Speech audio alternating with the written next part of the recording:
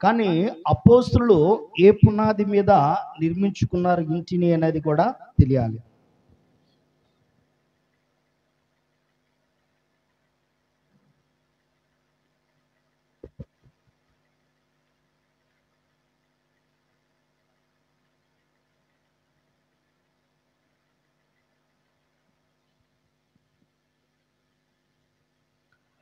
అపోస్తులు దేని మీద వారు నిర్మించారు, వారి పునాది ఎక్కడ ఉంది అనే విషయాన్ని తెలియాలి. ఒకసారి లేఖన గ్రంథం నుంచి దేవుని వాక్యాన్ని జ్ఞాపకం చేసుకుందాం.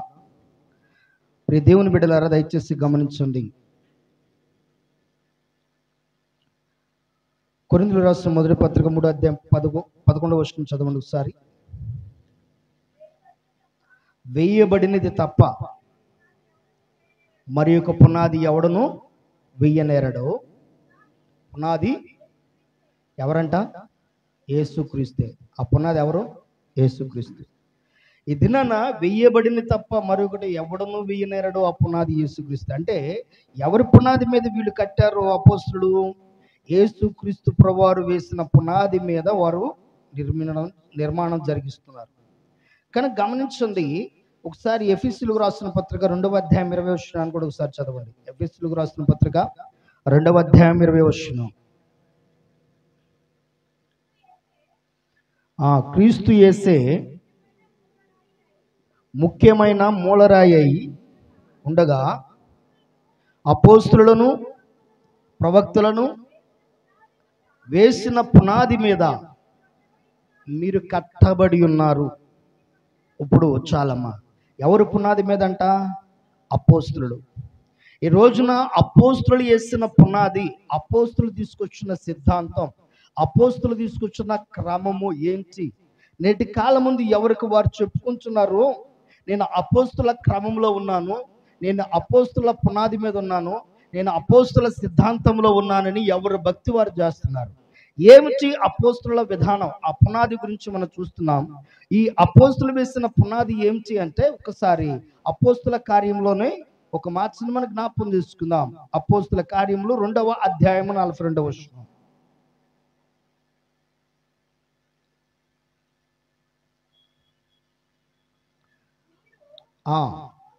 వీరు అపోస్తుల బోధయందును సహవాసమందును రొట్టె విరుచుట యందును ప్రార్థన చేయుట యందును ఎడతెగక యుండిరి. ఎలా ఉన్నారంట? అపోస్తుల బోధయందును సహవాసమందును ప్రార్థించుట యందు రొట్టె విరుచుట యందు. ఇక్కడ 4 ప్రాముఖ్యమైన విషయాలు, అపోస్తులు వేసిన 4 ప్రాముఖ్యమైన విషయాలు. ఒకటి ఏంటి? బోధ. రెండవది సహవాసము. మూడవది రొట్టె విరుచుట. నాలుగవది ప్రార్థన చేయుట. ఈ 4 చాలా ప్రాముఖ్యమైనవి. ఈ 4లో బోధ చాలా ప్రాముఖ్యమైనది ప్రియమైన బిడ్డలారా. ఎందుకంటే ఈ రోజున బోధ ఎలా మారిపోయింది అంటే, వారు తమకు ఇష్టమైన బోధకులను పిలుచుకుంటున్నారంట. ఇష్టమైన బోధకులు. గమనించండి, దేవునికి అనుకూలమైన బోధ చేసేవారు కాక తమకి ఇష్టమైన బోధకులను పిలుచుకునేవారుగా తయారైపోయింది ఈ లోకం. ఎందుకు అంటే గమనించండి, దేవుని యొక్క చిత్తము, దేవుని యొక్క ఉద్దేశము, దేవుని యొక్క ఆలోచన ఈ లోకం ముందు ఏ మానవుడు కనిపెట్టట్లేదు. దాని గురించిన ఆలోచన చేయట్లేదు. దాని గురించిన ఉద్దేశం వారికి లేదు. దాని గురించిన ఒక అవగాహన కూడా వాళ్ళకి అవసరం లేదు. ఎందుకంటే వారికి ఏం తోస్తుంది, ఏం నచ్చింది, ఎలా ఉంది అనేది దాని గురించి వారు వెళుతూ ఉన్నారు. అందుకని బైబిల్ లేఖన గ్రంథంలో దేవుడు సెలవిస్తున్నమాట ఒకసారి జ్ఞాపకం చేసుకుందాం. చదవండి. బోధ విషయంలో తిమోతికి రాసిన 2వ పత్రిక 4వ అధ్యాయం 3వ వచనం. తిమోతికి రాసిన 2వ పత్రిక 4వ అధ్యాయం 3వ వచనం. ఎందుకనగా జనులు హితబోతును సహింపక ఏ చెవులంట? దురద చెవులు గలవారై తమ స్వకీయ దురాశలను, తమ స్వకీయ దురాశలకు అనుకూలమైన బోధకులను తమ కొరకు పోగు చేసుకుంటున్నారంట. బాగా గుర్తుపెట్టుకోండి. ఈ రోజున సత్యం వైపు మనసు పెట్టట్లేదు, సత్యం వైపు ఆలోచన ఉంచట్లేదు, సత్యము స్వతంత్రంగా చేస్తుందన్న అవగాహన కూడా ఉండట్లేదు. ఇక్కడ చేస్తున్న మాట ఏమిటండి? ఎందుకనగా జనులు హితబోతును సహింపగా. యథా అనగా హితబోత అనగా అర్థం ఏంటంటే సత్యముల గురించి మంచి బోధ, మంచి వాక్యము, అంటే మంచి వాక్యం అంటే ఏమిటి అంటే బాగా గుర్తుపెట్టుకోండి. నేను ఏ పని చేసినా నా ఇష్టం, నీ పని నువ్వు చేసుకో, నీ ఇష్టం, నువ్వు మాత్రం దశమ భాగం తీసుకురా అనేది కాదు. నువ్వు మాత్రం కానుక తీసుకురా అనేది కాదు. మంచి బోధ అంటే మంచి క్రమంగా బ్రతుకు, బ్రతికినంత కాలం ఒకానొక రోజు దేవుడు నిన్ను నన్ను పిలిచినప్పుడు ఆయన రాజ్యానికి చేరతాం. ఇది మంచి బోధ. ఈ క్రమం అనేది పోయిందనుకో, బ్రతకడం ఈ లోకం ముందు ఎట్టైనా బ్రతకచ్చండి. ప్రభులో ఉండే నువ్వు అక్రమంగా బ్రతకాల్సిన పని లేదు. లోకం నుండి కూడా బాగా గుర్తుపెట్టుకోండి. లోకంలో ఉండి కూడా ఎలా బ్రతకొచ్చు? కోరికలతో బ్రతకొచ్చు, అక్రమంగా బ్రతకొచ్చు, నీ ఇష్టానుసారంగా బ్రతకొచ్చు. కానీ ప్రభులోకి వచ్చి అట్లా బ్రతకమని దేవుడు చెప్పలే. ప్రభులోకి వచ్చావు, వచ్చిన దాని వేతో దేవుని సన్నిధికి వచ్చావు, వచ్చిన వాడి వేతో దేవుని సన్నిధికి వచ్చావు. వచ్చిన తర్వాత నువ్వు ఎలా బ్రతకాలంటే ప్రభు సెలవిస్తున్నాడంటే, దేవా నీకు ఇష్టంగా నేను ఉన్నానా లేదా అన్నది ఒక్కటి మాత్రం గుర్తుపెట్టుకుని ప్రభు సన్నిధిలో ప్రార్థించాను. ఇప్పుడు భార్యకి ఇష్టం లేకుండా ఏ భర్త జీవితం గడపలేడు, భర్తకి ఇష్టం లేకుండా ఏ భార్య జీవితం గడపలేదు, తల్లిదండ్రులకి ఇష్టం లేకుండా ఏ బిడ్డలు అభివృద్ధి చెందలేరు. ఇలా ఒక్కరికి ఇష్టం లేకుండా మరొకరు ఉన్నతమైన స్థితికి వెళ్ళలేని పరిస్థితుల్లో దేవునికి ఇష్టం లేకుండా నువ్వు ఎలా ఉంటావు? ఉండగలవా? మన బోధ, మన స్థితి, మన విధానం ఎలా ఉండాలి? దేవునికి ఇష్టమైనది ఉండాలి. నాకు నచ్చిందబ్బా ఈ క్రమము, నేను ఎట్టగలుగుతాను అనుకుంటే కుదరదు. దేవునికి నచ్చిందా లేదా కావాలి. నీకు ఇవ్వబడిన క్రమము, నీకు ఇవ్వబడిన బోధ, నీకు ఇవ్వబడిన భక్తి ఏదైనా ఉంది అంటే అది ఎవరికి నచ్చాలా? ఎవరికి నచ్చాలా? దేవునికి నచ్చాలా. బైబిల్లో దేవుడిచ్చాడు. ఈరోజు నా బోధన పక్కన పడేస్తారు, అపోస్తుల ప్రార్థన పక్కన పడేస్తారు, అపోస్తుల ఆత్మీయత పక్కన పడేస్తారు, అపోస్తుల క్రమాన్ని పక్కన పడేస్తారు. వారి వారి ఆలోచనల ప్రకారం వారు క్రమం చేసుకుంటున్నారు. వారి వారి ఆలోచనల ప్రకారం వారు వెళ్ళిపోతా ఉన్నారు. బోధ మారిపోయింది. అందుకనే బోధ మారిపోయిందంటే పునాది ఏమైపోయింది? ఒక ఇంటికి 4 పిల్లర్స్ అనుకోండి. 4 పిల్లర్స్ ఒక పిల్లర్ ఏంటి? ఒక స్తంభం ఏంటి? బోధ. రెండో స్తంభం ఏంటి? సహవాసం. మూడో స్తంభం రొట్టె విరుచుట. నాలుగో స్తంభం ప్రార్థన. ఇప్పుడు అపోస్తులు ఏం వేశారు? పునాది వేస్తారు ఒక ఇల్లు కట్టడానికి. ఈ పునాది ఎవరో క్రీస్తు అనే బండ మీద వేస్తారు. ఎన్ని వేశారు? 4 పిల్లర్లు వేస్తారు. ఈ 4 పిల్లర్లు ఇప్పుడు ఏమవుతున్నాయి? వాటిలో ఒకటి బోధ. అనుకూలమైన బోధకులు అంట, అనుకూలమైన బోధకులు. ప్రతి దేవుని జనాంగమ దయచేస్తే గమనించండి. ఈ రోజున చాలా మంది ఎవరికి ఇష్టమైన వాళ్ళని, ఎవరికి అనుకూలమైన వాళ్ళని పిలుచుకుంటున్నారు. ఈయనైతేనే నా క్రమం, ఇదైతే మా సహవాసం. నేను ఒక రోజున ఒక ఆయన్ని పిలిచాను. అయ్యా మా దగ్గరకు వస్తారా, సేవకుల గొడుగు జరుగుతుందంటే, అయ్యా మా సహవాసం కాదండి అది, మా క్రమం కాదు అది, మీరు రావండి అన్న. మరి ఏంటండి మీ క్రమం అన్న. ఒక ఆయన్ని అడిగాను, అయ్యా మరి దేవుడు మిమ్మల్ని సేవకు పిలిచాడన్న కదా, ఎలా పిలుస్తాడు, ఎలా దేవుడు నిన్ను పిలిచాడని నువ్వు అర్థం చేసుకుంటావంటే, ఏం లేదయ్యా మా సేవకుడు చూస్తాడు, నువ్వు పలానా ఊరు వెళ్ళిపోయి అక్కడికి వెళ్ళి సేవ చేయని, అదే దేవుడు నిన్ను పిలిచినట్టు అంట. అర్థమైందా? సేవకుడు వెళ్ళి పలానా ఊర్లో వెళ్ళి ఒక చిన్న మాట ఈ రోజున గరువు పాలలో చెప్పిన వాక్యంలో ఒక మాట చెప్తాను.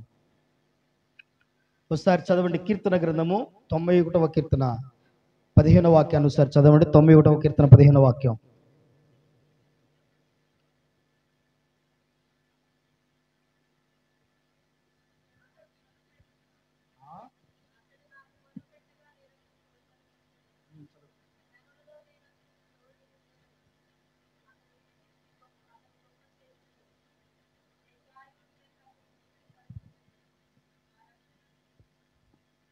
చాలు. అతడు నాకు మొర్రపెట్టగా నేను అతనికి ఏమిస్తానంట? ఉత్తరం ఇస్తా. అంటే ఇప్పుడు మనం ప్రార్థన చేస్తే దేవుడు ఏమిస్తాడు? ఏమిస్తాడు? జవాబు ఇస్తాడు. ఉత్తరం అంటే అర్థం ఏంటి? అరే నేను ఇంతసేపు పాస్టర్ గారితో మాట్లాడుతున్నాను, అసలు పాస్టర్ గారు ఏంది ఒక్క మాట కూడా మాట్లాడలేదు నా బాధ వేసేదేదా? అమ్మా ఇది కాదు కానీ మీకు అర్థం అవటానికి ఒక బాండిలా కప్ప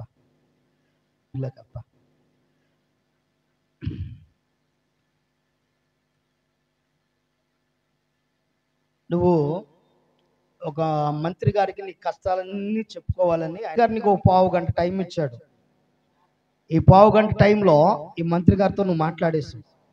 ఇప్పుడు మంత్రి గారికి నువ్వు చెప్తున్న ప్రతి మాట మంత్రి గారు విని మరలా తిరిగి నీకు జవాబు ఇవ్వటానికి మంత్రి గారు ప్రిపేర్ చేసుకున్నాడు, ఏం చెప్పాలా అని. ఈ పావు గంట అపాయింట్మెంట్ అయిపోయింది, నువ్వు మంత్రి గారితో మాట్లాడేసావు. ఓకే సార్ నేను వస్తాను వెళ్తాను అని చెప్పేసి వచ్చేసావు. ఇప్పుడు పిచ్చోళ్ళు ఎవరు?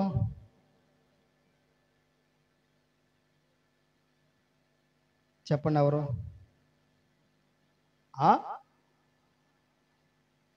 చెప్పినోడు పిచ్చోడా, విన్నవాడు పిచ్చోడా? ఆ విన్నవాడు పిచ్చోడు, చెప్పినోడు కాదు. చెప్పినోడు క్లారిటీగానే ఉన్నాడు. అర్థమైందా? ఇప్పుడు వచ్చిన దేనికి? నీ కష్టం తీర్చుకోవడానికి. అంటే ఇప్పుడు దేవుడు పోకుండా ముగించేసి లేస్తున్నామని ఆమె. ఈరోజు తల్లి ఉంది, 7 గంటలకు ప్రార్థన పెట్టి 9:30 వదిలి పెడతాను అక్కడ. 6 గంటల కంటే రావట్లేదు అది. 9:30 వదిలిపెట్టి ఓ పావు గంట 20 నిమిషాలు ప్రార్థన అందరికి. టైం ఎంత అవుతుంది అనుకున్నావు? ఎంత టైం పెడితేట? ఓ తల్లి అనుకున్నావు, ఓకే అమ్మట్టకి ఈసారి పెట్టలేమ్మా, టైం మేనేజ్ చేయడం నేర్చుకో. అలాగే నమ్మ నేర్చుకుంటాలేమ్మా అని చెప్పి. మనకి ఎన్ని గంటలకు వస్తున్నారు? అదే కుటుంబ ప్రార్థన నేను ఆలస్యంగా వస్తే ఏమంటారు చెప్పండి? మీరు పాటించిన టయానికే. యోవన్ గారు ఎన్ని గంటలకు ప్రార్థన చెప్పాను మీ ఇంట్లో? 5 గంటలకి. నేను ఎన్ని గంటలకు రావాలా? అంటే పాస్టర్ గారు అయితే టయానికి రావాలి ఇంటికి. ఏం చేయాలా?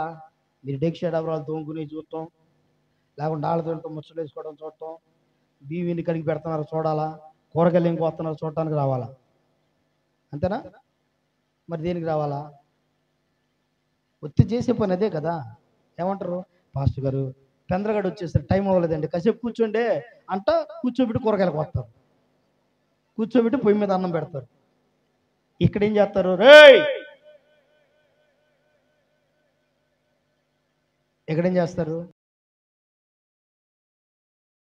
అన్నావే ఎన్ని గంటకమ్మా మీకోసం 9:30 ప్రార్థన, 10:30కి వెళ్ళింది, 10:30 ప్రార్థన 11 గంటలకు వచ్చింది. పండుగకి ఆలస్యంగా వస్తున్నారులే, ఇందుకు ఇబ్బంది పెట్టడము. వాళ్ళు కూడా కాసేపు దేవుని భూమిలో నీ ఆత్మీయ జీవితం లేకపోతే, మంచి పునాది మీద ఒక క్రమమైన పద్ధతిలో నీ ఆత్మీయ జీవితం లేకపోతే, ఒకవేళ మంచి క్రమంలో నువ్వు ఉన్న పరలోక రాజ్యానికి వారసత్వము సంపాదించుకోలేవు. అర్థమైందా? దేవుని యొక్క సన్నిధిలో పరలోక రాజ్యానికి వారసత్వం సంపాదించుకోవాలంటే మంచి బోధ యందు నీ మనసు ఉంచాలి. ఏమవుతారు? అనేక మంది స్నేహితులు పరిచయం అవుతారు. ఈ రోజున దుష్ట సాంగత్యము మంచి నడవడిని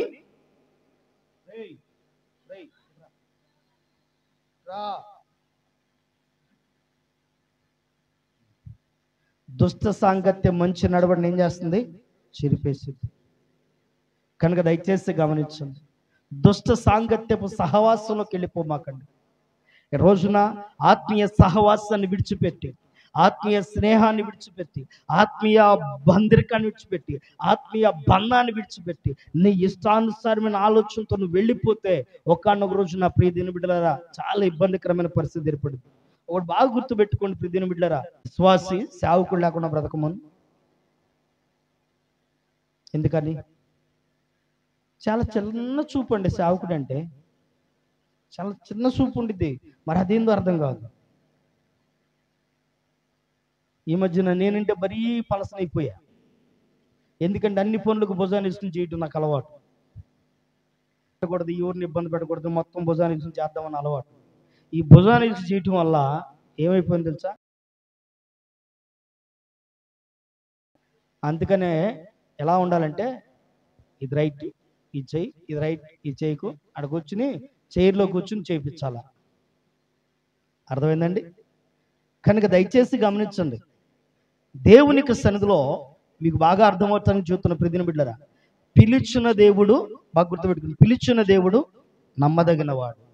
నమ్మదగిన దేవుడు. ఒకవేళ నాకు పొద్దున అనిపించిందండి, మనసులో ఉన్న మాట చెప్తున్నాను, పొద్దున నాకు ఒక మాట అనిపించింది. ఏమనిపించింది అంటే,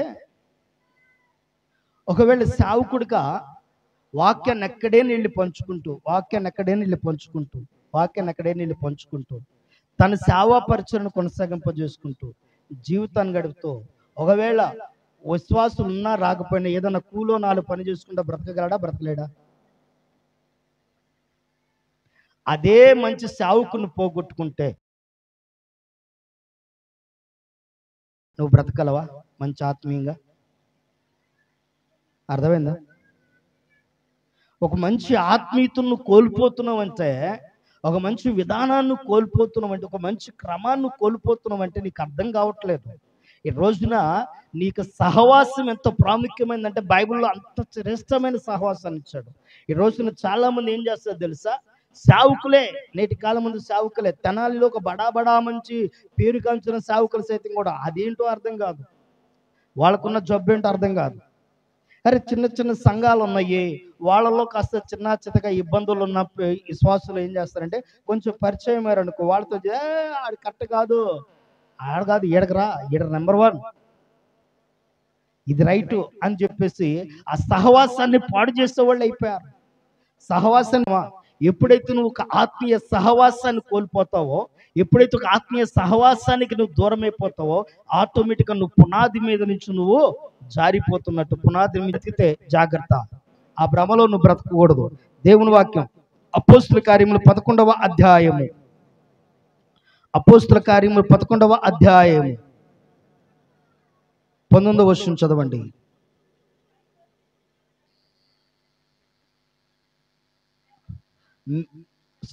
కొరింథీయులకు రాసిన మొదటి పత్రిక 11వ అధ్యాయం 19వ వచనం.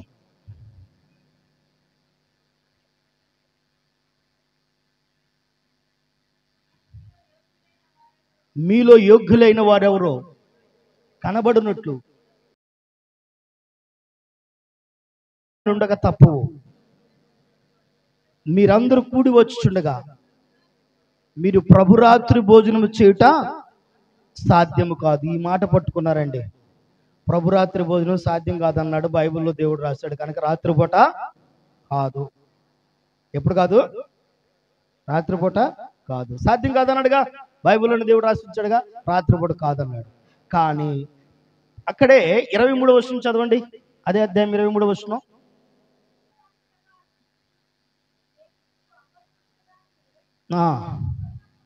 ప్రభు వలన పొందితిని, ప్రభువైన యేసు తన అప్పగింపబడిన రాత్రి ఎప్పుడంట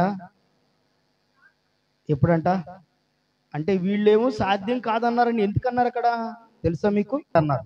ఎందుకు సాధ్యం కాదన్నారంటే అక్కడ సాధ్యం అనే పదాన్ని ఎందుకు వాడాల్సి వచ్చిందంటే, ఒకసారి 21వ వచనం చదవండి. ఎలాగనగా మీరు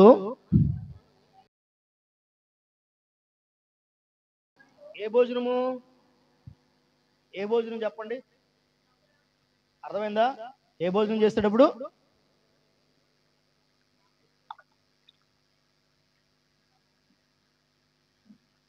ప్రభురాత్రి భోజనం చేసేటప్పుడు అంట, చదవండి.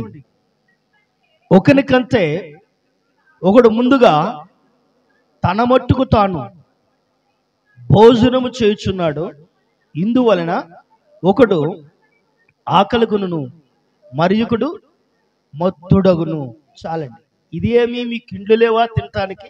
ఇక్కడ ప్రభురాత్రి భోజనం చేయడానికి అలనాడు ఎలా ఉండేదంటే, ఎవరు రొట్టె కూడా ఇచ్చేవాళ్ళు కదంట. వాళ్ళకి ఏమి ఇచ్చేవాళ్ళు కాదు, ఒక రొట్టె కూడా ఇచ్చేవాళ్ళు కదంట. వీళ్ళ మట్టుగా వీళ్ళు తిని మత్తులైపోయేవాళ్ళు అంటారు, నిద్రవాస్తులకు వెళ్ళిపోయారంట. అందుకని అన్నాడు, ఇలా మీరు ఒకరు మట్టుకు ఒకరు మీరు మట్టుగా మీరు తినేసి ఇతరులను పట్టించుకోవట్లేదు కనుక ఇది సాధ్యమో కాదన్నాడే కానీ అది రాత్రిపూట సాధ్యమని కాదు. కానీ అపోస్తులు ఏం చేస్తారు? అపోస్తుల కార్యములు ఒకసారి చదవండి, 20వ అధ్యాయం 7వ వచనం. అపోస్తుల కార్యం 20వ అధ్యాయం 7వ వచనం.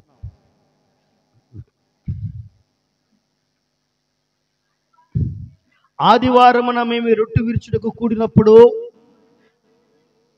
పౌలు మరునాడు వెళ్ళనయుండి వారితో ప్రసంగించుచు అర్ధరాత్రి వరకు విస్తరించి మాట్లాడుచుండెను. ఎప్పుడు కూడుకున్నారంటే వీళ్ళు రాత్రిపూట. బాగా గుర్తుకుని పెట్టుకుందాం. ఇప్పుడు దీన్ని బట్టి సేపు శ్రమ పడలేవా? పగలపూట నీ సుఖాన్ని కోరుకుంటున్నావు, ఒక పని అయిపోతుంది అనుకున్నావు. రాత్రిపూట దేవుడిచ్చిన క్రమాన్ని పక్కన పెడుతున్నావు. ఉదాహరణకు నైట్ స్కూల్ అని పెట్టేవాళ్ళు ఇటువరకు, అంటే అర్థం ఏంటి? నైట్ స్కూల్ అని పెట్టేవాళ్ళు అంటే అర్థం ఏంటి? రాత్రిపూట బడి అని పెట్టుకుని వృత్తి చేసుకునే వాళ్ళకి చదువు రావాలని, వాళ్ళ పేరు వాళ్ళన్న సంతకం చేయాలని